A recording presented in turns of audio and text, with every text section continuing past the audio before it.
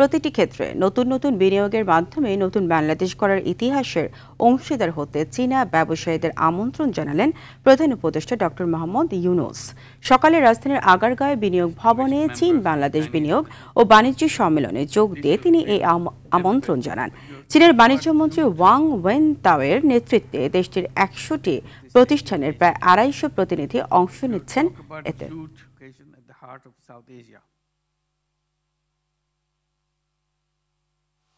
Our dynamic workforce, which positions Bangladesh as an ideal destination for investment. Bangladesh বরাবরই বিদেশি বিনিয়োগের জন্য একটি আকর্ষণীয় স্থান।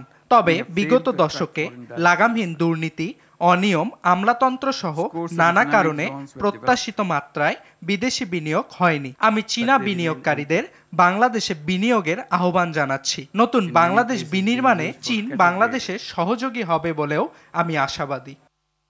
Widespread corruption